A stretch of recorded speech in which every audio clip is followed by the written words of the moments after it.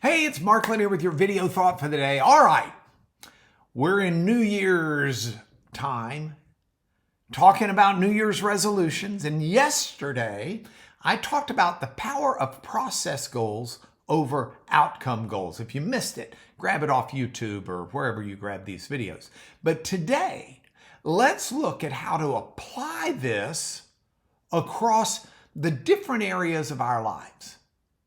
You know, in 1 Corinthians chapter 12, Paul used a metaphor for how the body has many parts, but all are important. Similarly, our lives have different spheres, and each needs a certain amount of care and attention. So let's do this in 3 points. First, let's talk about our physical and vocational life.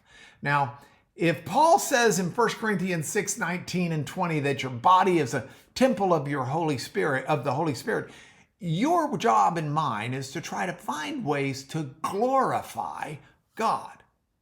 So maybe instead of saying, I'm going to get fit this year as your resolution, or I want a promotion this year as your resolution, we might consider process goals like physically, I'm going to try to sleep X number of hours each night. Or I'm going to take a walk during my lunch break. You know, think about those process goals to take care of you physically. And think about them vocationally. Think about some process like I'll spend the first 30 minutes of each workday planning how to do that workday better. Or the first 15 minutes. Or each quarter I'm going to learn a new skill. Now, I've often said for 40 plus years, I want to learn a new skill or a new idea before every case I try. It's a resolution I try to keep. So think about setting some resolutions that are process-oriented for your physical and your vocational life. But let me give you a second area. How about your relational and financial life? You know, Jesus invested time in relationships. God invested time in relationships in the Old Testament. And he taught us about stewardship and the need to nurture these areas. So maybe instead of an outcome goal of, I want better relationships or I want to be debt-free, we can think of a process goal like, I want to have dinner with my family or my friends 3 times a week, or I'm going to make it a point to call one friend each week for no reason other than to check in.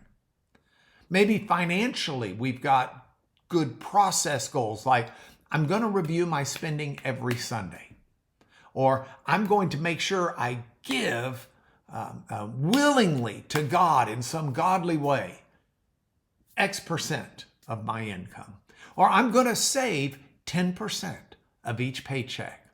Or I'm going to take one Starbucks run and replace it with that money going to something or someone who needs it. All right, a third area.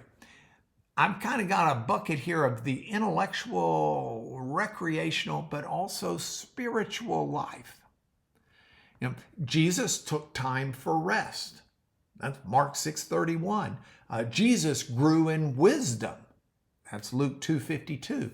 Process goals could be something like, intellectually, I'm going to read X number of minutes a day.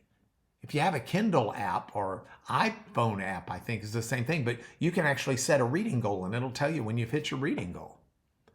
Maybe recreationally, you make a goal that says, I will take one evening weekly where I don't watch TV. No on-screen time.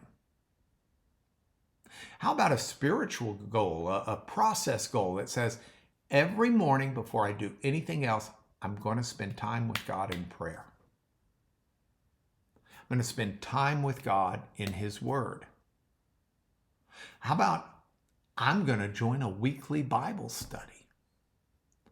If we will focus ourselves on what we do rather than an outcome or what we'll get, we'll find ourselves achieving a lot. Now, tomorrow, I want to talk about how to maintain these practices throughout the year. But for now, I challenge you, choose a sphere of life I've given you 7, but choose these spheres of life in one small daily practice you can do in each.